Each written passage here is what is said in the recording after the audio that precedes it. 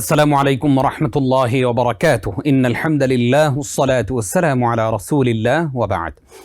প্রিয় দর্শক শ্রোতা, আশা করি আল্লাহ রাব্বুল আলামিন আপনাদের সকলকে ভালো রেখেছেন। আলহামদুলিল্লাহ, রব্বে কারীমের দয়ায় আমরাও ভালো আছি। আপনাদের সকলকে আন্তরিক প্রীতি ও মোবারকবাদ জানিয়ে শুরু করছি TVN24 টেলিভিশনের জুমাবারের বিশেষ আয়োজন এবং নিয়মিত আয়োজন ইসলামী সমাধান। আমরা প্রিয় দর্শক প্রতি পর্বে একটি গুরুত্বপূর্ণ বিষয় আলোচনার পাশাপাশি আপনাদের করা প্রশ্নগুলোর জবাব দিয়ে থাকি একজন বিদগ্ধ স্কলারের মাধ্যমে। যথারীতি আজকেও আমাদের আমন্ত্রণ গ্রহণ করে আমাদের এই গুরুত্বপূর্ণ আয়োজনে আমাদের সঙ্গে যুক্ত হচ্ছেন পৃথিবীর বাংলা ভাষাভাষী মানুষের কাছে জনপ্রিয় স্কলার, বিশিষ্ট শিক্ষাবিদ, গবেষক, লেখক প্রফেসর ডক্টর মোহাম্মদ মনজুর ইলাহি। আসসালামু আলাইকুম রহমতুল্লাহ। ওয়ালাইকুম আসসালাম ওয়া রাহমাতুল্লাহি ওয়া বারাকাতুহু। স্যার, কেমন আছেন? আলহামদুলিল্লাহ, আল্লাহ ভালো রেখেছেন। আশা করি আপনারা সকলে ভালো আছেন। আলহামদুলিল্লাহ, আমরাও ভালো আছি। আপনাকে আমাদের আজকের আয়োজনে স্বাগত জানাচ্ছি। বারাকাল্লাহু ফিকুম। আমিন ওয়া ইয়াক। স্যার, আজকে আমরা খুবই গুরুত্বপূর্ণ একটি বিষয় আলোচনা শুনতে যাচ্ছি ইনশাআল্লাহ। আমাদের আজকের বিষয় মুসলিম উম্মার ঐক্যের প্রয়োজনীয়তা। প্রিয় দর্শক, এই বিষয় ছাড়াও যে কোনো বিষয় আপনারা অবশ্যই আমাদেরকে স্ক্রিনে প্রদর্শিত নাম্বারে প্রশ্ন করবেন, তবে অবশ্যই একটি বিরতির পরে আমরা আপনাদের প্রশ্নগুলো নেওয়ার চেষ্টা করব।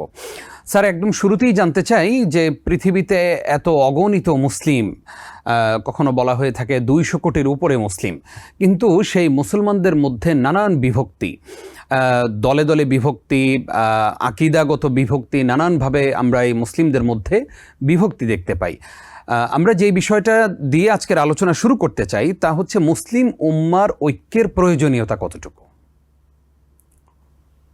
বিসমিল্লাহ, আলহামদুলিল্লাহ, ওয়াসসালাতু ওয়াসসালামু আলা রাসূলিল্লাহ ওয়া আলা আলিহি ওয়া আসহাবিহি ওয়া মান ওয়ালা। মুসলিম উম্মার ঐক্য নিয়েই তো আল কোরআন এবং আস সুন্নাহর মূল নির্দেশনা, এবং সে ঐক্যের ভিত্তি নিয়েও কোরআন কথা বলেছে। নবী সাল্লাল্লাহু আলাইহি সাল্লাম আমাদেরকে পথ নির্দেশ দিয়েছেন কিভাবে ঐক্য হতে পারে, কিসের ভিত্তিতে ঐক্য হতে পারে। আল্লাহ সুবহানাহু ওয়া তাআলা তিনি সূরা আল ইমরানের মধ্যে অত্যন্ত চমৎকারভাবে একটা সুন্দর নির্দেশনা জারি করেছেন। বলেছেন, ওয়াতাসিমু বিহাবলিল্লাহি জামিআন ওয়া লা তাফাররাকু ওয়াযকুরু নি'মাতাল্লাহি আলাইকুম ইয কুনতুম আ'দাআন ফাআল্লাফা বাইনা কুলুবিকুম ফাআসবাহতুম বিনি'মাতিহি ইখওয়ানা। বলেছেন, তোমরা আল্লাহর হাবলুল্লাহ, রজ্জুকে শক্তিশালীভাবে আঁকড়ে ধরো। স্মরণ করো তোমাদের উপর আল্লাহর নিয়ামতকে, যখন তোমরা ছিলে পরস্পর শত্রু, তিনি তোমাদের অন্তরে মাওয়াদ্দা এবং উলফাত ঢেলে দিলেন, ভালোবাসার বন্ধন তোমাদের মধ্যে তৈরি করে দিলেন, অন্তরে ভালোবাসা ঢেলে দিলেন, ফলে তোমরা পরস্পর ভাই হয়ে গেলে। আগে ছেলে শত্রু, এখন হয়ে গেলে ভাই। তো এখানে ঐক্য দিয়েই কিন্তু শুরু করতে বলা হয়েছে, এবং সে ঐক্যের ভিত্তি হিসাবে বলা হয়েছে এখানে হাবলুল্লাহকে আঁকড়ে ধরা, এবং মুফাসসিরিন কেরাম বলেন সেটি হচ্ছে আল কোরআন এবং আস সুন্নাহ। তাহলে কি হবে? তাহলে মানুষের মধ্যে কোরআন সুন্নাহ ভিত্তিক রিলিজিয়াস যে ভালোবাসা, সম্প্রীতি, সেটা তৈরি হবে। এক আল্লাহর বান্দা সবাই, এক ইলাহ, এক রবের বান্দা, তারই সৃষ্টি। ফলে মানুষের মধ্যে তো কোনো সত্যিকার ভেদাভেদ নাই। মানুষকে আল্লাহ সুবহানাহু ওয়া তাআলা সম্মানিত করেছেন, ওয়ালাকাদ কাররামনা বানি আদম বলেছেন। ফলে মানুষের মধ্যে যে ভুল বিভ্রান্তি কালের আবর্তনে গড়ে ওঠে, তাদের নিজেদের কিছু ভুল ত্রুটির কারণে এবং কর্মকাণ্ডের কারণে, সেটা আল্লাহ সুবহানাহু ওয়া তাআলা ধুয়ে মুছে সাফ করে তাদের অন্তরে ভালোবাসা ঢেলে দেন এই দ্বীনের ভিত্তিতে। কারণ তারা সবাই আল্লাহর বান্দা এবং একই দ্বীনের অনুসারী, ফলে তারা হয়ে যায় পরস্পর ভাই ভাই।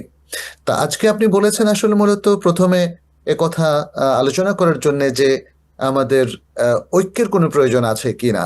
উত্তর হচ্ছে আলবাত আছে, যেহেতু এটা আল্লাহ সুবহানাহু ওয়া তাআলার নির্দেশ, এবং এই যে চমৎকার ইসলামী বিধান ওহী নাযিল হলো, কোরআন সুন্নাহর এত যে নির্দেশনা, এটার মূল নির্যাসই হচ্ছে ঐক্যবদ্ধ মুসলিম উম্মাহ।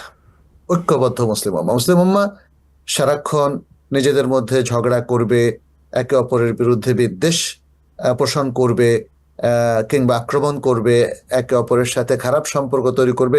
এটা তো কখনোই আল্লাহ সুবহানাহু ওয়া তাআলার উদ্দেশ্য ছিল না। তিনি যে উদ্দেশ্য নির্ধারণ করে দেন, এটা আমাদের মধ্যকারী উদ্দেশ্য, এর বেনিফিটটা আমরা পাবো। ঐক্যবদ্ধ মুসলিম উম্মাহ তাহলে তাদের মধ্যে সম্প্রীতি বিরাজ করবে, বিদ্বেষ মুক্ত শান্তিপূর্ণ সমাজ তারা রচনা করতে পারবে যদি ঐক্যবদ্ধ থাকতে পারে। ঐক্য এই জন্যই প্রয়োজন, কারণ ঐক্যবদ্ধ না থাকতে পারলে মুসলিম দেশগুলো একে অপরের বিরুদ্ধে যুদ্ধে লিপ্ত হতে পারে। একটা মুসলিম জনপদের মধ্যে মানুষ বিভক্ত হয়ে হানাহানিতে লিপ্ত হতে পারে, একে অপরের বিরুদ্ধে হিংসা বিদ্বেষ পোষণ করতে পারে, ভাই ভাইয়ের গোশ খেতে পারে। এইভাবে যে একটা অসহিষ্ণু এবং একটা বিশ্রী এবং আক্রমণাত্মক একটা সমাজ তৈরি হবে, আল্লাহ সেটা চান না। আমরা আমাদের একটা রোল মডেল হিসাবে মদিনা সমাজকে দেখি।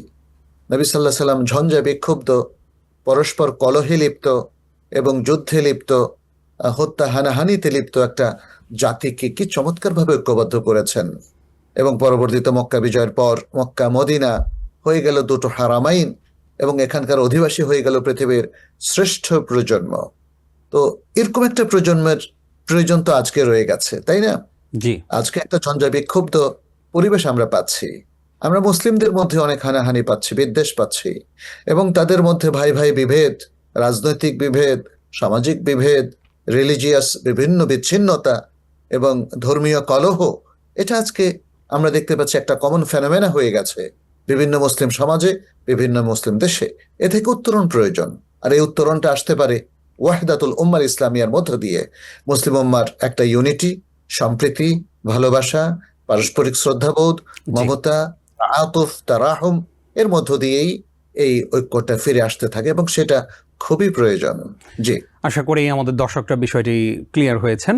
স্যার, আমরা জানতে চাইব যে কিসের ভিত্তিতে আমাদের এই ঐক্যটা হবে, আমরা কিভাবে একটা প্ল্যাটফর্মে একটা ছাদের নিচে সবাই আসতে পারি, সেই মূল মন্ত্রটা আসলে কি? এটা হচ্ছে দ্বীনি ঐক্য। আমরা তো কত দেশের মানুষ, তাই না? জি। কেউ আরব, কেউ অনারব, কেউ আফ্রিকান, কেউ ভারতীয়, কেউ মধ্যপ্রাচ্যের, এমনকি মুসলিম তো আজকে সারা পৃথিবীর সব দেশেই আছে। জি। কেউ আমেরিকান, কেউ ব্রিটিশ, কেউ ইউরোপিয়ান, কেউ ব্রাজিলিয়ান, কেউ দক্ষিণ আমেরিকায় বসবাসরত, কেউ রাশিয়ান, তাই না? এইভাবে কেউ অস্ট্রেলিয়ান, কেউ অ্যান্টার্কটিকা প্রদেশেও থাকে। তাহলে এইভাবে আমরা দেখতে পাচ্ছি যে বিভিন্ন ভৌগোলিক পরিচয় রয়েছে আমাদের, পাশাপাশি রয়েছে ভাষাগত পার্থক্য। কিন্তু কে তাহলে আমাদেরকে ঐক্যবদ্ধ করেছে? দিন, জি। The religion of Islam. ইসলাম আমাদেরকে ঐক্যবদ্ধ করেছে। ইন্না দ্বীনা ইনদাল্লাহিল ইসলাম। আল্লাহ সুবহানাহু ওয়া তাআলা দ্বীনের এই যে সার্বজনীনতা সেটা ঘোষণা করে দিয়েছেন, এবং বলেছেন সারা পৃথিবীর সকল মানুষকে ইসলাম ঐক্যবদ্ধ করতে পারে, বিশেষ করে যারা ইসলামের এই বিধানকে মেনে নিয়েছে, ইসলামের আহ্বানে সাড়া দিয়েছে, ইসলামের দাওয়াতকে কবুল করেছে। তাহলে এই ঐক্যটা হচ্ছে দ্বীনি ঐক্য, রিলিজিয়াস ইউনিটি। তাহলে এই ঐক্যের মাল মশলা উপকরণ কি হতে পারে? এটা হতে পারে দ্বীনের যে সার্বজনীনতা। দ্বীনের মধ্যে আমরা দেখি দ্বীনের যে মূল বক্তব্য, দ্বীনের যে উসুল, দ্বীনের যে মূল নীতিগুলো আছে, দ্বীনের যে মূল আকীদাগুলো আছে, দ্বীনের প্রতি ঈমানের যে আরকানগুলো আছে, এগুলোর ভিত্তিতে ঐক্য হতে পারে। এখন কেউ যদি বলে আমি কোরআন মানি না, তাহলে তার সাথে তো ঐক্য হবে না। কেউ যদি বলে ঈমানের রকনগুলো সবটা মানি, তাকদীর মানি না, তাহলে তো ঐক্য হতে পারবে না। আপনাকে ঈমানের 6টা যে রকন আছে, আন তুমিনা বিল্লাহি ওয়া মালাইকাতিহি ওয়া কুতুবিহি ওয়া রুসুলিহি ওয়াল ইয়াউমিল আখির ওয়াল কদরি খাইরিহি ওয়া শাররিহি, এই যে 6টা রকন হাদিসে জিবরিলের মধ্যে নবী সাল্লাল্লাহু আলাইহি ওয়াসাল্লাম উল্লেখ করলেন, সেগুলোর ভিত্তিতে ঐক্য হতে পারে।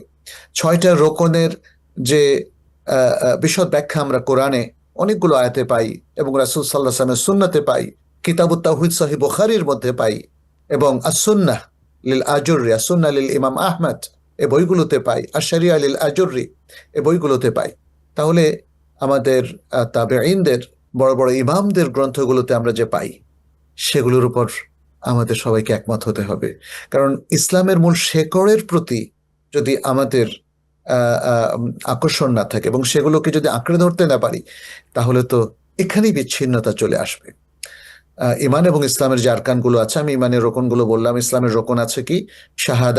শাহাদাতু আল্লা ইলাহা ইল্লাল্লাহ ওয়া আন্না মুহাম্মাদ রাসূলুল্লাহ। দ্বিতীয় হচ্ছে ইকামুস সালাত, তৃতীয় হচ্ছে ওয়া ইতাউজ যাকাত, এবং তারপর হচ্ছে সাওম রমাদান, এরপরে হচ্ছে হাজ্জুল বাইত। এই যে 5টা মূল রোকন, এগুলোর প্রতিও আমাদের শ্রদ্ধা বিনম্র যে অ্যাকসেপ্টেন্স, কবুলিয়ত এবং আমল, এগুলো কিন্তু আমাদের থাকতে হবে। এবং এগুলোর কোনো একটাকে যদি আমি গ্রহণ করতে না পারি, যেমন আমি সালাত পড়লাম না, সালাতের আহ্বানে সাড়া দিলাম না, আমি মসজিদ ভিত্তিক ইসলামের যে মৌলিক ইবাদত গুলো আছে সেগুলোকে অ্যাকসেপ্ট করলাম না, তাহলে তো ঐক্য হবে না, তাই না? জি জি এটা গেল মূল দুটো বিষয়। পাশাপাশি রয়েছে কুফরি, শিরকি এবং বেদাহ, যেগুলো ইমানের সাথে ফুললি সাংঘর্ষিক, কন্ট্রাডিক্টরি, সেগুলোকে কিন্তু বর্জন করতে হবে। হ্যাঁ, যেমন আল্লাহ সুবহানাহু ওয়া তাআলা তো কি বলেছেন, তাই না? ওয়ালাকাদ বাআসনা ফি কুল্লি উম্মাতিন রাসূলান আন ইবুদুল্লাহা ওয়াজতানিবুত তাগুত।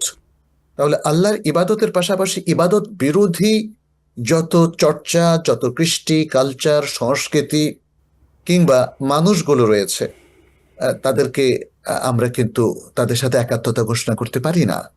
আমাদের একাত্মতা হচ্ছে আল্লাহর কোরআনের সাথে, সুন্নাহর সাথে, দ্বীন ইসলামের সাথে, ইসলামের মৌলিক নীতিমালার সাথে, ইসলামের অত্যন্ত সৌন্দর্যমণ্ডিত, সুন্দর, অথেন্টিক, বিশুদ্ধ আকীদার সাথে, ইসলামের সুন্দর ইবাদতগুলোর সাথে। এবং আমাদের বিচ্ছিন্নতা হচ্ছে ইসলাম বিরোধী কৃষ্টি কালচারের সাথে।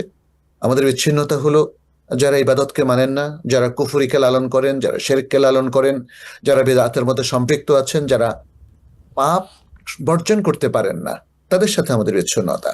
আমরা সারা পৃথিবীর মানুষ যারা ইসলামের মধ্যে ঐক্যবদ্ধ হয়েছে, তাদের এই সকল ভিত্তিতেই ঐক্যের কাজটি চালিয়ে যেতে হবে।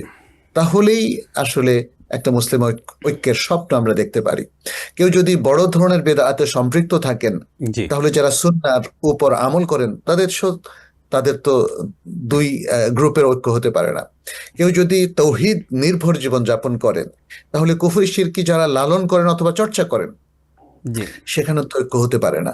ঐক্য হওয়ার জন্য মানসিক ঐক্য প্রয়োজন, ঐক্য হওয়ার জন্য মেথোডোলজি এবং মানহাজের ঐক্য হওয়া প্রয়োজন, ঐক্য হওয়ার জন্য ইমানি এবং আকীদার ঐক্য হওয়া প্রয়োজন, ঐক্য হওয়ার জন্য ইবাদতগুলোকে অ্যাকসেপ্ট করে সেগুলোকে বাস্তবায়ন করা প্রয়োজন। আমি আশা করি আমার জি এই জি আলোচনার মধ্য দিয়ে সংক্ষেপে হলেও বিষয়টা স্পষ্ট হয়ে গেছে। ধন্যবাদ। জি, অসংখ্য ধন্যবাদ স্যার আপনাকেও। আমরা এবার জানতে চাইবো যে মতানৈক্য থাকার পরেও আমরা কিভাবে ঐক্যবদ্ধ হতে পারি। ধন্যবাদ আপনাকে আরেকটা গুরুত্বপূর্ণ প্রসঙ্গ নিয়ে আসার জন্য। আমরা দ্বীনি ঐক্যের কথা নিয়ে আলোচনা করছিলাম। জি অনেক সময় দ্বীনি ঐক্যের বাইরেও সামাজিক ঐক্য হতে পারে। হ্যাঁ, জি অনেক সময় একটা দেশের সকল মানুষ যখন কোনো আক্রমণের শিকার হয়, তখন দিন ধর্ম ভেদাভেদ ভুলে সেই দেশটাকে এবং তার স্বাধীনতাকে অখণ্ড রাখার জন্য সকল মানুষ কিন্তু ঐক্যবদ্ধ হতে পারে। তাহলে ঐক্যের বিভিন্ন কনসেপ্ট যেমন রয়েছে, প্ল্যাটফর্মও রয়েছে। জি বিভিন্ন ধর্মের লোকেরাও একসময় ঐক্যের প্ল্যাটফর্মে আসতে পারে, কিন্তু নানা ইস্যুকে কেন্দ্র করে, যখন সকল ধর্মের মানুষ একটা সেম ইস্যুতে ঐক্যবদ্ধ হয়। কিন্তু ইসলামের যে ঐক্য, ইসলামের এই প্রশ্নটিকে আবার বলবেন আপনি, যে মূল জি প্রশ্নটা করেছিলেন। মানে মতানৈক্য থাকার পরেও কিভাবে আমরা ঐক্যবদ্ধ হতে পারি। আচ্ছা, জি এখন একটা দেশের মধ্যে, একটা জনপদের মধ্যে আমরা দেখতে পাচ্ছি বিভিন্ন রকম মতভেদ আছে, জি ধর্মীয় মতভেদ আছে, আবার ইসলামের মানুষদের মধ্যে মতভেদ আছে। আমরা যদি এখন পিওর মুসলিম ঐক্য নিয়ে কথা বলি, তাহলে আমরা এখানে একটা জিনিস বলতে চাই যে ইসলামের কিন্তু দুটো এরিয়া আছে। জি একটা এরিয়াতে মতভেদ করা যায়, আর একটা এরিয়াতে মতভেদ করা যায় না। মতভেদ করা যায় না কোনটা এরিয়াতে? ইসলামের বেসিক যে ইমান, আকীদার এবং ইবাদতের, মামলাতের, হালাল হারামের বিষয়গুলো আছে, এখানে কিন্তু অনেকগুলো বিষয় আছে যেখানে বিচ্ছিন্ন, যেখানে মানে মতভেদ করার কোনো সুযোগ নাই। যেমন ধরেন আমি বলি, আল্লাহ কি একজন না দুইজন, অবশ্যই এটা নিয়ে মতভেদ করার সুযোগ নেই। আল্লাহর তৌহিদ নিয়ে মতভেদ করার সুযোগ নেই। তারপরে কোরআন কি আল্লাহর কিতাব নাকি এটা মুহাম্মদ সাল্লাল্লাহু আলাইহি ওয়াসাল্লামের কথা, এটা নিয়ে মতভেদ করার সুযোগ নেই, কারণ আমরা মুসলিম উম্মাহ বিল ইজমার একমত যে কোরআন আল্লাহর কালাম। তারপরে এই যে যেমন ধরেন ইবাদতের ক্ষেত্রে যদি আমরা বলি 5 ওয়াক্ত সালাত, এখানে সালাত কি এখন 5 ওয়াক্ত থাকবে না 6 ওয়াক্ত থাকবে অথবা 4 ওয়াক্ত থাকবে, এটা নিয়ে ইখতিলাফ করার কোনো সুযোগ নেই। জোহরের রাকাত সংখ্যা নিয়ে যদি আমরা বলি যে জোহর রাকাত মুকিম অবস্থায় 4 রাকাত পড়তে হবে ফরজ, এখন কেউ যদি বলেন আমি 3 রাকাত পড়বো, কেউ যদি বলেন না 2 রাকাত পড়বো, কেউ যদি বলে যে আমি 5 রাকাত পড়বো, এই এই বিতর্কের কি কোনো সুযোগ আছে? জি না। এই বিতর্কের কোনো সুযোগ নেই। এটা জাস্ট উদাহরণ, যে কেউ বললো আমি কুল হুয়াল্লাহ সূরা মানি না, এই বিতর্কের সুযোগ না। আবার কেউ বললো আমি বাকারা মানি না, সুযোগ নেই। তাহলে ইসলামের বেসিক যে জিনিসগুলোতে যেখানে উম্মাহ সব যুগে একমত হয়েছে যে এখানে কোনো ইখতিলাফ করা যাবে না, তাহলে এটা হলো প্রথম এরিয়া। আচ্ছা, দ্বিতীয় হচ্ছে ইসলামের ইজতিহাদের বেশ কিছু এরিয়া রয়েছে জি যেখানে আমাদের ফোকাহে কেরাম ইখতিলাফ করেছেন। যেমন তালাক একসাথে দিলে 3টাই কি কার্যকর হবে না একটা কার্যকর হবে? মেয়েদের স্বর্ণালঙ্কারে জাকাত কি হবে যেহেতু তারা ব্যবহার করছে, নাকি জাকাত হবে না? তারপরে এরকম অসংখ্য বিষয় আছে, যেমন ধরেন চালের বা মানে এই যে সুদের অ্যাপ্লিকেশনটা, জি প্রত্যেকটা জিনিসের ক্ষেত্রে কি সুদ হবে? প্রত্যেকটা জিনিসের ক্ষেত্রে, যেমন আমরা ওষুধের কথা যদি আসি, যে যেমন যেগুলো পচনশীল নয় সেখানেই উলামায়ে কেরাম বলছেন যে সেগুলোর ওষুধ দিতে হবে, কিন্তু পচনশীল যেমন আপেল, কমলা কিংবা আরো যে সমস্ত আলু যেগুলো পচনশীল সেগুলোতে কি জাকাত হবে? হলে কি কারণে হবে বা কোন প্রক্রিয়া হবে? এগুলোতে মানুষের ইজতিহাদ এবং ইখতিলাফ আছে। জি যেখানে ইজতিহাদ করার সুযোগ তৈরি হয় সেখানে ইখতিলাফ হয়ে যায়, যেখানে ইখতিলাফ করার সুযোগ আছে সেখানে ইজতিহাদ করাটা জায়েজ হয়। তাহলে আমি যেটা বলবো এবার আসি যে আমাদের মুসলিম উম্মার মধ্যে বিভেদটা কি নিয়ে? আমরা কি ইজতিহাদি বিষয়গুলো নিয়ে বিভেদ করছি? তাহলে এই বিভেদটা গ্রহণযোগ্য। এখানে বিভেদ করার সুযোগ আছে, তবে বিভেদের কিছু নীতিমালা আছে, ইখতিলাফের কিছু এটিকেটস আছে, কিছু রুলস এবং রেগুলেশনস আছে, সেগুলো মেনটেন করতে হবে। ইসলাম বলে দিয়েছে যে দলিল শক্তিশালী পাওয়া সত্ত্বেও দুর্বল অথবা অথেন্টিক নয় এরকম দলিল গ্রহণ করা যাবে না। অতএব অথেন্টিক নয় এই দলিলের ভিত্তিতে আপনি কোনো কিছুকে প্রাধান্য দিবেন সেটা হতে পারবে না। আপনার কাছে অবশ্যই সবচেয়ে শক্তিশালী যে দলিল, সে দলিলের ভিত্তিতে আপনি আপনার মতামত পেশ করবেন। তাহলে আমার সাথে আপনার যে ইখতিলাফ, তাহলে আমারটা আমার কাছে, আপনারটা আপনার কাছে। কিন্তু ইসলামের মৌলিক বিষয়গুলো নিয়ে কোনো ইখতিলাফের কোনো সুযোগ নাই। আল্লাহর তাওহীদকে, তার কালামুল্লাহকে, তারপরে ইয়াকিন এবং মানে কাতঈ বিষয়, অকাট্য বিষয়গুলো নিয়ে, সালাতের রাকাত সংখ্যা কিংবা কাফফারাত, হুদুদ, এই যে ইসলামের বিশাল একটা এরিয়া আছে যেখানে কোনো ধরনের মতভেদ গ্রহণযোগ্য না, এই কারণে যে কোরআন সুন্নাহ খুবই স্পষ্টভাবে এখানে সবকিছু ডিসক্রাইব করে দিয়েছে, সেই জায়গায় কিন্তু ইখতিলাফ গ্রহণযোগ্য নয়। আর যেই জায়গায় ইখতিলাফ গ্রহণযোগ্য সেটাকে যদি জোর করে আমি বলি আপনারটাকে মানি না বলে বিভেদ করি, এই বিভেদটা গ্রহণযোগ্য নয়। অতএব ভিন্ন মতাবলম্বীরা কি নিয়ে ভিন্ন মত অবলম্বন করছে এটা আমাদেরকে দেখতে হবে। যদি তারা ইসলামের মৌলিক জিনিসগুলোকে মানে না বলে ঘোষণা দেয়, তাহলে তো সে মুসলিম উম্মাহর অন্তর্ভুক্ত থাকবে না। জি জি সেখানে তার মতকে আমরা অ্যাকসেপ্ট করতে পারবো না।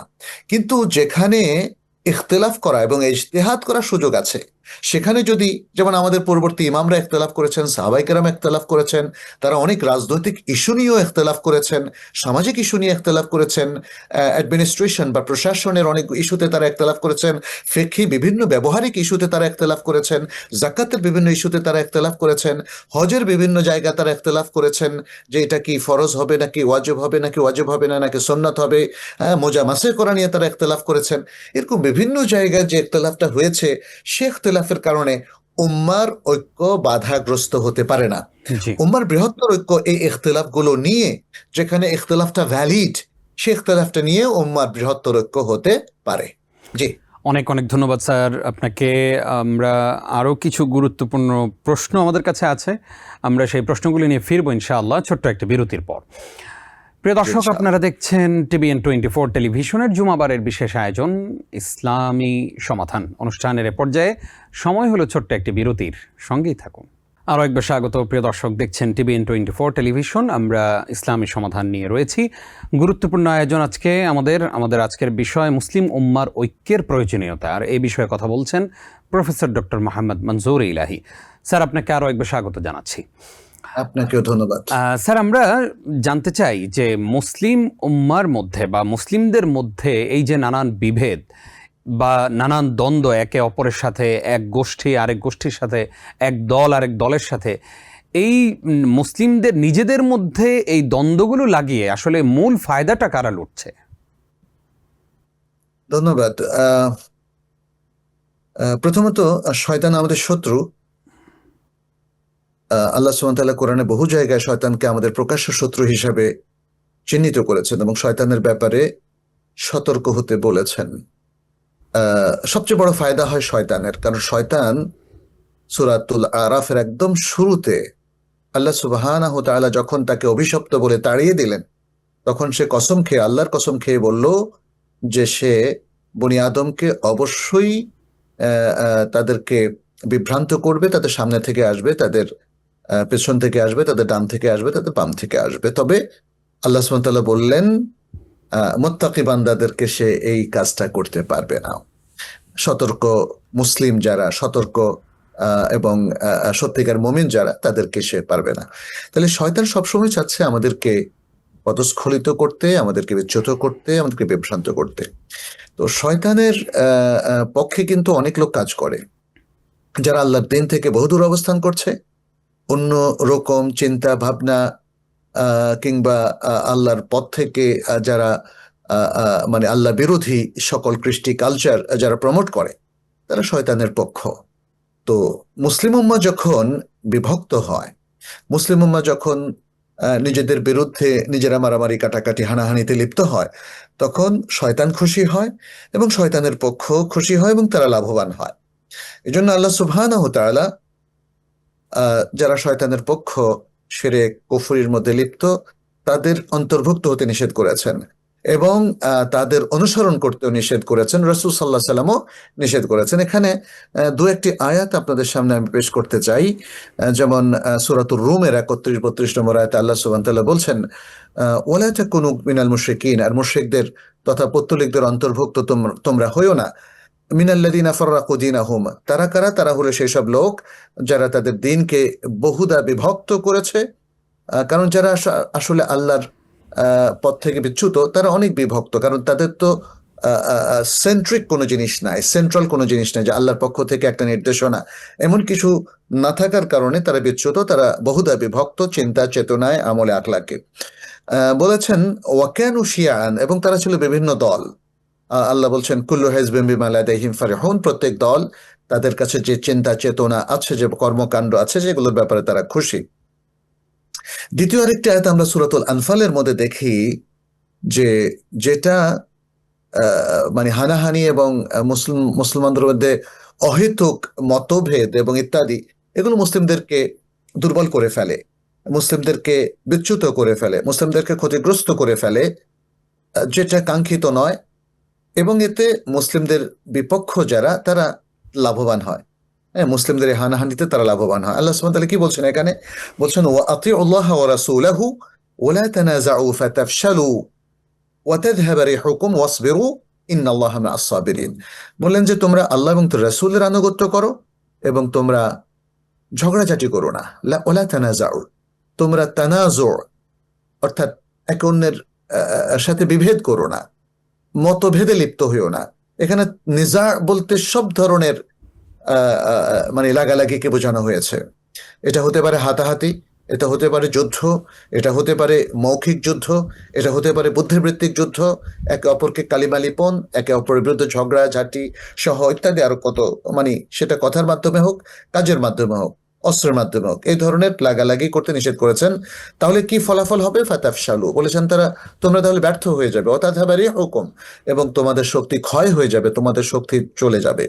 তাহলে কি করতে হবে? ওয়াসবিরু, তোমরা সবর করো, ইন্নাল্লাহা মা'আস সাবিরিন, নিশ্চয়ই আল্লাহ তাআলা সবরকারীদের সাথে আছে। সবর করার মানেই হচ্ছে ধৈর্যের সাথে এগুলোকে মোকাবিলা করতে হবে, এবং এগুলোকে মোকাবিলা করতে হবে এলেম দিয়ে প্রথমত, তারপরে বুদ্ধি দিয়ে। এলেম প্লাস বুদ্ধি, এই দুটোর সম্মিলনে এগুলোকে মোকাবিলা করতে হবে। কারণ এলমের মধ্যে আল্লাহ তাআলাই তো এই যে নির্দেশনাগুলো দিচ্ছেন, আল্লাহ এবং রাসূল সাল্লাল্লাহু আলাইহি ওয়াসাল্লামের নির্দেশনাগুলোকে সামনে রাখতে হবে, তারপরে তার বুদ্ধিবৃত্তিক প্রয়োগ করতে হবে। শুধু রক্তারক্তি, শুধু লাগালাগি মারামারির মধ্য দিয়ে কিন্তু সমাধান সবসময় আসবে না।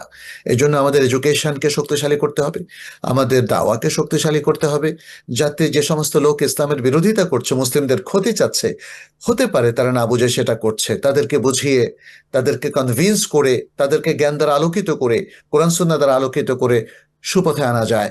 এর বহু উদাহরণ নবী সাল্লাল্লাহু আলাইহি ওয়াসাল্লাম নিজেই প্রতিষ্ঠিত করেছেন মক্কার জীবনে। তিনি তো কখনো যুদ্ধ করেন নাই, লাগালাগি করেন নাই, লাঠি প্রয়োগ করেন নাই, তরবারি প্রয়োগ করেন নাই। তারপরেও দেখা যাচ্ছে মক্কায় তার বহু লোক তার ইসলাম গ্রহণ করেছে, তার সাথে সাথী হয়েছে, এবং অত্যন্ত ইফেক্টিভ লোকেরা ওমর ইবনুল খাত্তাব রাদিয়াল্লাহু তাআলা, আবু যর গিফারি, আবু বকর সিদ্দিক রাদিয়াল্লাহু তাআলা, আলী বিন আবু তালিব, এরকম অসংখ্য ব্যক্তি তার দাওয়াত গ্রহণ করেছে। এবং তিনি যখন মদিনায় এসেছেন, মদিনায় বাধ্য না হয়ে তিনি কোনো যুদ্ধে অংশগ্রহণ করেননি, যদিও যুদ্ধ করার জন্য বাধ্য হওয়াটা জরুরি নয়। বাট এখানেও আমরা দেখতে পাচ্ছি নবী সাল্লাল্লাহু আলাইহি সাল্লাম মদিনা আগমনের আগে বায়াতুল আকাবার উলার পরে অথবা দ্বিতীয় আকাবার শপথের পরে তিনি অনেক দায়ীদেরকে প্রেরণ করেছেন। এর মধ্যে মুসআব বিন উমাইর রাদিয়াল্লাহু তাআলা সহ অনেকে ছিলেন যারা বুদ্ধিবৃত্তিক, বড় বড় নেতাদের সাথে বসতেন, নেগোসিয়েশন করতেন। আসাদ বিন জুরারার মতো বড় নেতা পর্যন্ত মুসআব বিন উমাইর রাদিয়াল্লাহু তাআলার কথায় কনভিন্সড হলেন এবং গোত্র সহ ইসলাম গ্রহণ করলেন। তাহলে এখানে যেটা দেখা যায় যে মুসলিমরা পৃথিবীর অধিকাংশ মানুষকে ঐক্যবদ্ধ করার জন্য তারা দাওয়া, তালিম, শিক্ষা এবং বুদ্ধিমত্তার প্রয়োগ, কোরআন সুন্নাহর যে দাওয়া সেগুলোকে প্লেস করা, সেগুলোকে প্রেজেন্ট করা, নবী সাল্লাল্লাহু আলাইহি সাল্লামের আখলাককে বিশ্ববাসীর সামনে পেশ করার মধ্য দিয়ে আসলে অনেক সফলতা আসতে পারে। এখানে দুটো জিনিস, এক, মুসলিম উম্মাহ নিজেদের ঘর সামলানোর মধ্য দিয়ে নিজেদের মধ্যে ঐক্য তৈরি করা, এবং দ্বিতীয় হচ্ছে মতভেদ কমিয়ে নিয়ে আসা, এবং তৃতীয় হচ্ছে যারা মুসলিম উম্মাহর শত্রু এবং তারাই মতভেদটাকে ছড়িয়ে দিচ্ছে। অনেক সময় শত্রু কি করে, তারা একটা ঘরের মধ্যে মানে একটা একটা ঝগড়া লাগিয়ে দেয়, একটা ক্ষতি করার জন্য নিজেদের মধ্যে লাগালাগি করিয়ে দেয়। তো এটাও দূর হতে পারে যে আমাদের নিজেদের আভ্যন্তরীণ দাওয়াতি অ্যাপ্রোচ এবং আমাদের মানে বাইরের যে দাওয়াতি অ্যাপ্রোচ, অন্যান্য ধর্মের লোকদের সাথে, অন্যান্য কৃষ্টি কালচারের লোকদের সাথে, পৌত্তলিকদের সাথে। আমরা আজকে সারা বিশ্বব্যাপী আলহামদুলিল্লাহ দেখি এরকম কিছু দাঁড়ি, এরকম কিছু স্কলার যারা কাজ করে যাচ্ছেন, সে আমেরিকান সমাজে বলি, ইউরোপে বলি, আফ্রিকায় বলি, এশিয়ায় বলি, বিভিন্ন দেশে তারা কাজ করে যাচ্ছেন। এবং দেখা যাচ্ছে যে পৃথিবীর সব ধর্মের মানুষের মধ্য থেকে, বিভিন্ন টাইপের মানুষের মধ্যে থেকে, এমনকি নাস্তিক যারা, তাদের মধ্য থেকেও তারা যখন ইসলামের এই সুমহান সৌন্দর্য দেখেন, অবলোকন করেন, এবং তাদের মধ্যে একটা অবশ্যই ভেতরে ভালো জিনিস কাজ করছিল, ফলে এই মহান সত্যকে তাদের গ্রহণ করতে কোনো দ্বিধা নাই। এবং এর মধ্য দিয়ে আমরা আসলে লাগালাগি মারামারি থেকে উত্তরণ করতে পারবো। আমরা জানি যে যারা ইসলামকে এখনো গ্রহণ করতে পারছে না, ইসলামের সৌন্দর্যকে যারা এখনো অবলোকন করেনি, গ্রহণ করেনি, তারা সবসময় চায় যে মুসলমানদের মধ্যে মারামারি কাটাকাটি লেগে থাকুক, সেখানকার থেকে তারা বেনিফিট নেবে। আর আমরা যারা মুসলিম ঐক্য চাই, আমাদের উচিত হবে প্রথমে তাদেরকে বোঝানো, ইসলামের বাণী সারা বিশ্বে ছড়িয়ে দেওয়া, যেন মানুষ খুব সহজে ইসলামের মহান সৌন্দর্যগুলো এবং ইসলামের নবী মুহাম্মদ সাল্লাল্লাহু আলাইহি সাল্লামের আখলাকের সৌন্দর্যগুলো যেন তারা অবলোকন করতে পারে। পাশাপাশি তার যে বুদ্ধিবৃত্তিক যে সমস্ত সমাধানগুলো, এগুলো যদি জানতে পারে, আশা করি যে শত্রুতা কমে আসবে এবং মানুষ ইসলামকে আরো ব্যাপকভাবে গ্রহণ করবে। আর আমরাও আমাদের মুসলিমদের কমিউনিটিগুলোকে আরো শক্তিশালী করতে পারবো, ঐক্যবদ্ধ হতে পারবো ইনশাআল্লাহ। ইনশাআল্লাহ আমরাও সেটা প্রত্যাশা এবং পাশাপাশি দোয়াও করি, আল্লাহ যেন আমাদেরকে ঐক্যবদ্ধ একটা প্ল্যাটফর্মের নিচে চলে আসার তৌফিক দান করেন, আমিন।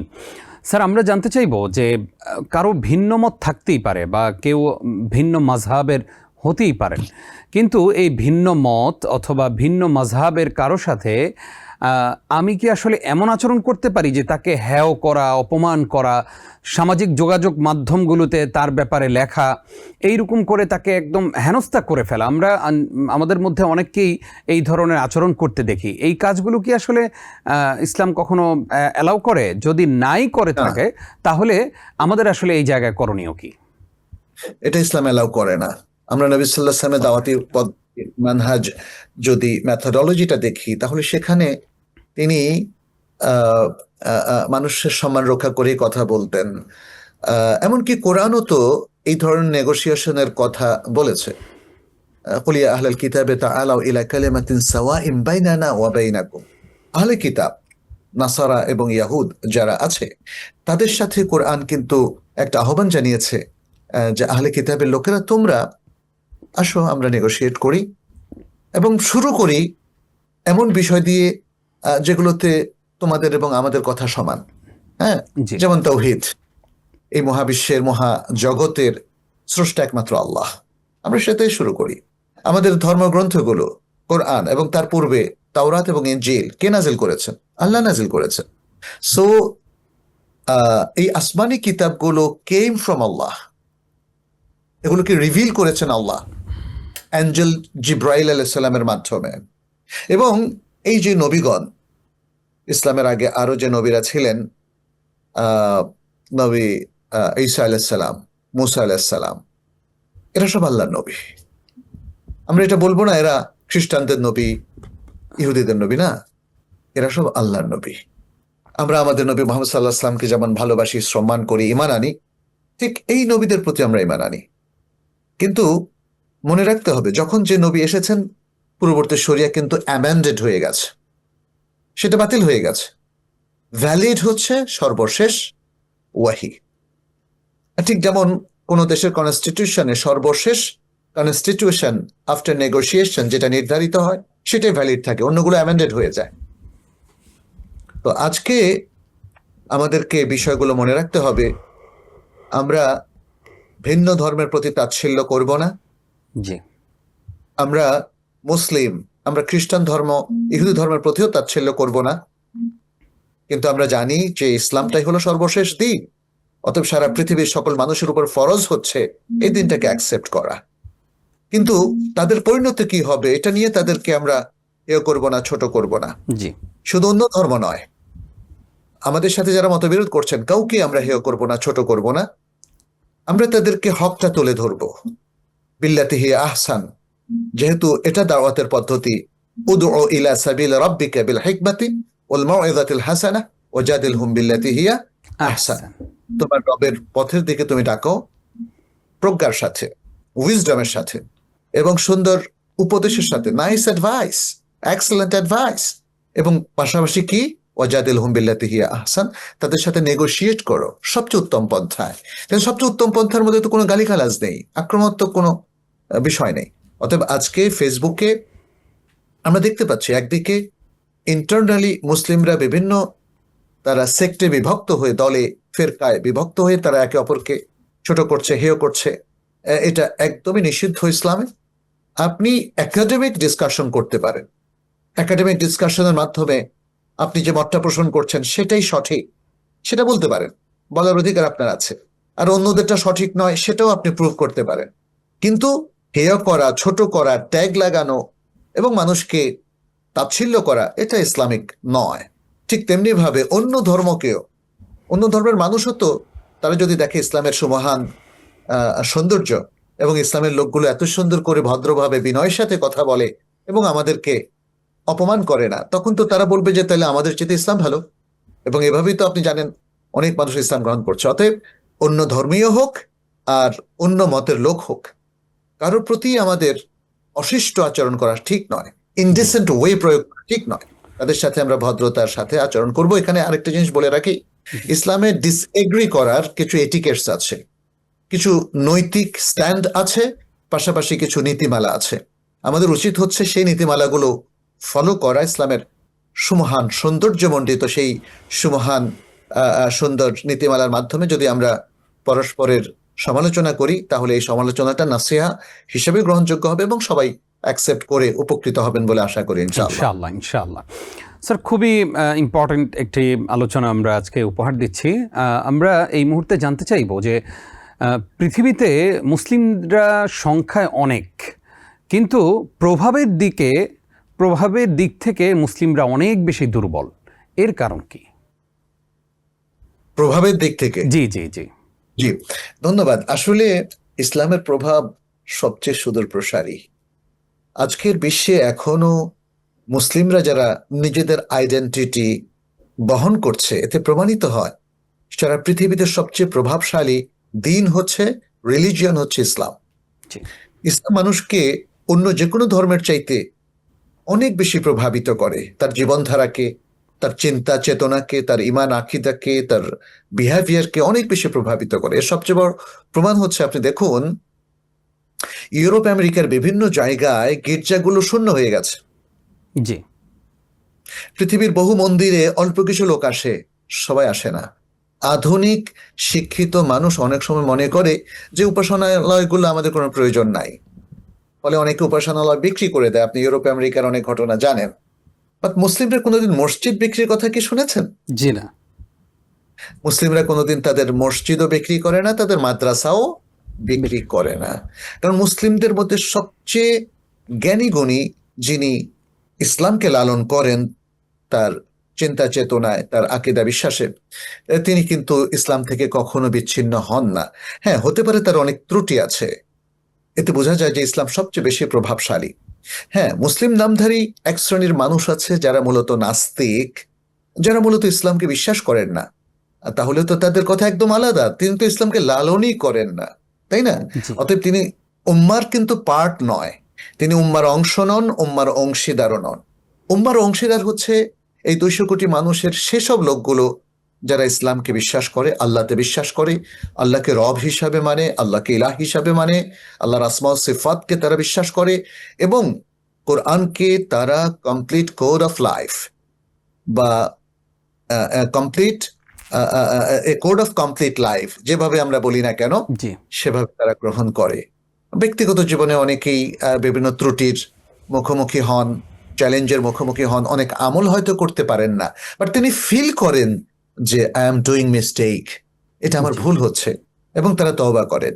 তাহলে এই মুসলিমদেরকে আমরা বলবো তারা ইসলাম দ্বারা প্রভাবিত, যেটা অন্য ধর্মগুলোতে আপনি দেখবেন না, খুবই কম। ফলে প্রভাবের দিক থেকে আমরা বলবো যে ইসলাম সবচেয়ে প্রভাবশালী। তবে আপনি যেটা দুর্বলতার কথা বলেছেন, জি। আমি সেই দুর্বলতাকে স্বীকার করছি যে আজকে মুসলিমদের কমিটমেন্টের অভাব, মুসলিমদের মধ্যে সিরিয়াসনেসের অভাব, যে না আমি সিরিয়াস মুসলিম হব, আমি প্র্যাকটিসিং মুসলিম হব। আজকে মুসলিমদের মধ্যে আমরা প্র্যাকটিসিং নন প্র্যাকটিসিং দেখি, যেটা খুবই দুঃখজনক। ফলে মুসলিমদের মধ্যে এই বিভেদ, এই ত্রুটি এবং কোরআন সুন্নাহ থেকে এই ডিটাচমেন্টের কারণে একটা দুর্বলতা তৈরি হয়ে গেছে, যেটি আল্লাহ সুবহানাহু ওয়া তাআলা বলেন ওয়ালা তানাজাউ ফাতাফশালু ওয়া তাযহাবা রিহুকুম। ফলে তাদের মধ্যে কিছু ব্যর্থতার লক্ষণীয়, তাদের মধ্যে কুওয়াতের দুর্বলতা, অর্থাৎ তাদের শক্তিমত্তার মধ্যে একটা ভারসাম্যহীনতা সৃষ্টি হয়েছে। নিজেদের ঝগড়াঝাটির কারণে তারা অনেক শক্তি ক্ষয় করছে, এবং এর ফলে তারা পৃথিবীর নেতৃত্ব হারিয়েছে। জি। জি। স্যার, অসংখ্য ধন্যবাদ আপনাকে। আমরা এবার জানতে চাইব, এক শ্রেণীর মানুষ আছে যারা মুনাফিকি চরিত্রের, যারা মুসলিম নামধারী কিন্তু মুসলমানদের মধ্যেই সবচেয়ে বেশি বিভেদ তারা তৈরি করে। একে অপরের সাথে একজনের কথা আরেকজনকে শোনায়, এরপরে দুইজনের মধ্যে গ্যাঞ্জাম তৈরি করে দেয়, বিভেদের দেয়াল তুলে দেয়। ওই মানুষদের ব্যাপারে আসলে ইসলাম কি বলে? এদেরকে বলা হয় আওয়ানুশ শায়তান, দ্য অ্যাসোসিয়েটস অফ শয়তান, শয়তানের সহযোগী। তো এটা মানুষের মধ্যে থেকেও আছে, এবং শয়তান বা ইবলিসের দোসর, যারা বংশগত দোসর, তাদের মধ্যেও আছে। আপনি সূরাতুন নাসের কথা জানেন, সেখানে আহ আল্লাহ সুবহানাহু ওয়া তাআলা কি বললেন? মিনাল জিন্নাতি ওয়ান নাস। So they are human beings who are associates of শয়তান। তো এরাই ধরেন মুনাফিকি করে, এরাই মুসলিম উম্মার ক্ষতি সাধন করে।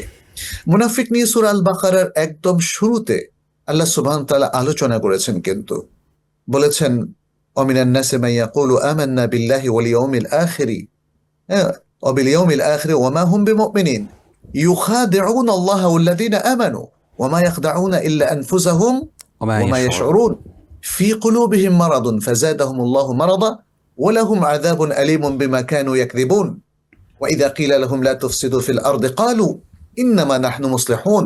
আল্লাহ বলছেন আলা ইন্নাহুম হুমুল মুফসিদুনা ওয়ালাকিন লা ইয়াশউরুন। এভাবে মুনাফিকদের উপরে বেশ লম্বা আলোচনা করেছেন, এবং বলেছেন তারা দাবি করে তারা আল্লাহ এবং আখিরাতের প্রতি বিশ্বাসী, কিন্তু সত্যিকার অর্থে বিশ্বাসী হলে তো এই নেচার হওয়ার কথা না। তারা মুমিনদেরকে তারা প্রতারিত করে। আল্লাহ বলেন এই প্রতারণার মধ্য দিয়ে তারা ভাবে মুমিনদেরকে প্রতারণা করছে, আসলে তারা নিজেদেরকে প্রবঞ্চনা করছে, কারণ এর কনসিকুয়েন্স তাদেরকে জাহান্নামে নিয়ে যাবে। তাদের অন্তরে আছে ব্যাধি। আল্লাহ সুবহানাহু ওয়া তাআলা বলছেন হার্ট ডিজিজ, আল্লাহ সেই ডিজিজ এবং ব্যাধি আরো বাড়িয়ে দিয়েছেন। এবং এই ডিজিজের কারণে, যেহেতু তারা নিজেদের কাজের কারণেই তো এই যে মুনাফিকি করছে, তাই না? জি। এটা ডিজিজ, মেটাফিজিক্যাল ডিজিজ, বাট এই ডিজিজটা তারা নিজেরাই সৃষ্টি করছে, নিজেরাই চর্চা করছে। ফলে আল্লাহ তাআলা তাদের এই অসত্য বচনের কারণে, তাদের মিথ্যাবাদিতার কারণে আল্লাহ তাআলা তাদেরকে শাস্তি দিবেন বলেছেন। এবং তাদের আরেকটা দেখেন আখলাক, তারা বলে তোমরা তো ভুল করছো, হ্যাঁ, জি জি তোমরা ফাসাদ তৈরি করছো, হ্যাঁ, আর আমরা হচ্ছি মুসলেহ, আমরাই সংস্কারক। আল্লাহ বলছেন না, তারাই হচ্ছে ফাসাদ এবং বিপর্যয় সৃষ্টিকারী। তাহলে মুনাফিকরা নিজেদেরকে মুসলেহ বলছে, সংস্কারক বলছে, জি ভালো কাজের অনুসারী বলছে, কিন্তু আল্লাহ তাদেরকে সার্টিফাই করছেন that they are the evil doer, they are the evil doer. তারাই খারাপ কাজ করছে, তারাই পৃথিবীতে বিপর্যয় সৃষ্টি করছে। তো আমাদের এই দলভুক্ত হওয়া থেকে আমাদেরকে বেঁচে থাকতে হবে। নবী সাল্লাল্লাহু আলাইহি সাল্লাম এই মুনাফিকদের চরিত্র কিন্তু উন্মোচন করেছেন। তিনি জি, জি। কোথাও তাদের 4টা বৈশিষ্ট্য, কোথাও 3টা বৈশিষ্ট্যের কথা বলেছেন। সে বৈশিষ্ট্যগুলো জেনে নিয়ে তাদের সঙ্গ আমাদের ত্যাগ করা উচিত। মনে রাখবেন, ইসলাম একটা সুমহান দিন, a religion, a true religion. So everyone connected with this religion, everyone is the follower of Islam. They should be true Muslim, true believer. তাদের উচিত হচ্ছে সত্যিকার মুমিন হওয়া, নেফাকিকে বর্জন করা, বেদাতকে বর্জন করা, কুফুরিকে বর্জন করা, শিরক এবং পৌত্তলিকতাকে বর্জন করা, জি। আল্লাহর সত্যিকার বান্দা হওয়া। জাযাকাল্লাহ খাইর স্যার, অনেকগুলো গুরুত্বপূর্ণ পয়েন্টে আপনি আজকে আলোচনা করেছেন, আমরা উপকৃত হয়েছি এবং আমরা আশা করি যে আমাদের দর্শকরা উপকৃত হয়েছেন। পাশাপাশি এই আওয়াজকে যদি আমরা তুলতে পারি, ঐক্যের এই প্ল্যাটফর্ম যদি আমরা তৈরি করতে পারি, নিশ্চয়ই আমরা যখন ঐক্যবদ্ধ হয়ে যাব আমাদের মধ্যে আর কেউ বিভেদের দেয়াল তৈরি করতে পারবে না ইনশাআল্লাহ। জাযাকাল্লাহ খাইর স্যার, আজকে কষ্ট করে সময় দেওয়ার জন্য আপনাকে ধন্যবাদ জানাচ্ছি। আপনাকেও জাযাকাল্লাহ খায়রান ওয়া বারাকাল্লাহু ফিক। আমিন ওয়া ইয়াকুম। প্রিয় দর্শক শ্রোতা, এতক্ষণ যারা আমাদের সঙ্গে ছিলেন আপনাদেরকেও ধন্যবাদ জানিয়ে শেষ করছি আজকের আয়োজন। আজ এই পর্যন্তই। আগামী সপ্তাহের পর্ব দেখবার আমন্ত্রণ জানিয়ে আজকের মতো বিদায় নিচ্ছি। নিজাম বিন মুহিব। আসসালামু আলাইকুম ওয়া রাহমাতুল্লাহি ওয়া বারাকাতুহু। টিবিএন 24 টেলিভিশন দেখতে আজই কল করুন 7187776556। লগ ইন করুন www.totalcablebd.com। নিউ ইয়র্ক থেকে সম্প্রচারিত টিবিএন 24 টেলিভিশন বিশ্বজুড়ে বাঙালির কণ্ঠস্বর।